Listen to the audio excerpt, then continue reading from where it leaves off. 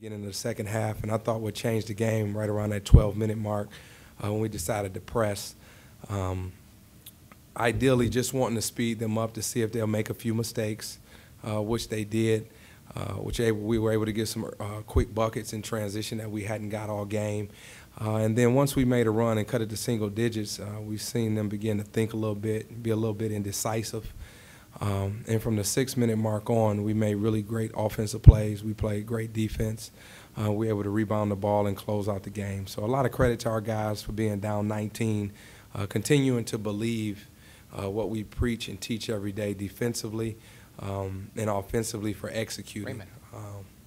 I thought Elijah Minnie did an unbelievable job in the second half. He finished with 21-14 and 3 huge blocks. I thought Tim Bond, all game continued to help initiate our offense. He made key steals and key plays when needed, and we were able to close out the game. So give Akron a lot of credit. They gave us all we can handle. Our guys could have kind of melted, could have veered left and threw the towel in. But in each and every time out, we just worked on cutting the lead in increments, taking one play at a time. And to a man, everybody believed and just continued to stick with what we were going to do. And Tim Bond being a senior, obviously we didn't want to go out and end his career in MAC play with a quarterfinal loss. So we dug in, and I give our guys a lot of credit. Very thankful to advance. The defensive mindset is always like at the top of my head. Coach Murphy is always telling me, try to get this steal, get that steal. He preaches defense all day and night, so that's what I try to bring my game off the most. Just try to feed off defense and get everybody going. And Elijah, those key threes in the late in the second half there, just talk about the confidence in shooting those in that situation.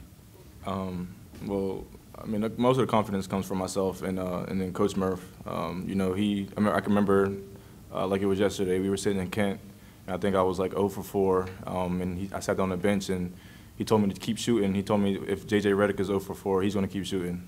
So that's the confidence he has in me. So from that day, that's the confidence I had in myself, is just keep shooting, but just making the shots, not just shooting them to shoot them, but just that I know I'm going to make them.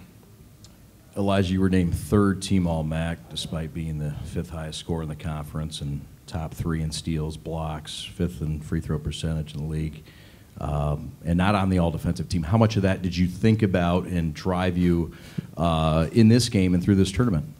It's on my mind a lot.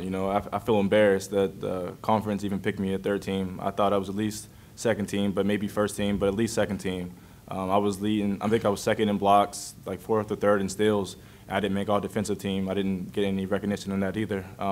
So I feel really disrespected and embarrassed by the MAC for getting 3rd team, and that's on the back of my head, and it's going to cost a lot of coaches. Okay, so Coach, you guys are down by 19 points with 12 and a half minutes left, and James Thompson in foul trouble.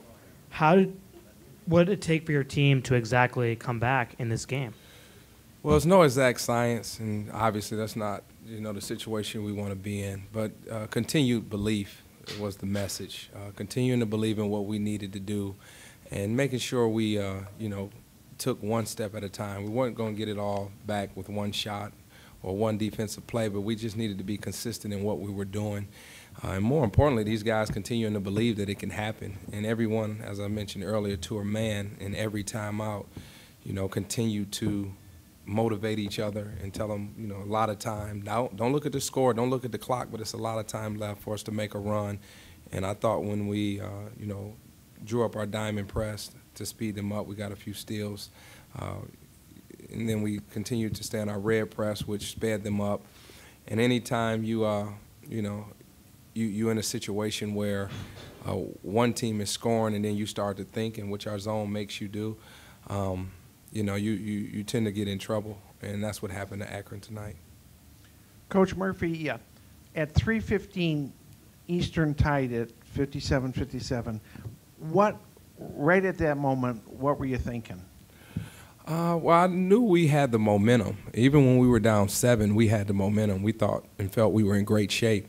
Jordan Nobles hit a big 3 in the corner, and then Elijah came back and hit a 3. And we knew once we, cut it to single digits and continued to amp up our defense, we would stifle them. And that's what we did. You know, they started to think. They started to second-guess themselves. They turned down a couple open shots and tried to penetrate. And I give James Thompson a lot of credit. He didn't score a lot, but in the last 6 minutes, his presence was great. He came up with a huge block, a huge deflection, which led to a steal, which led to an early transition bucket. But collectively, our team, defensively, you know, we were great the last 6 minutes. So I give those guys a lot of credit for believing and buying into what we were teaching and preaching during every timeout. Congratulations. Thank you. All right. Thanks, guys. Thanks for having me.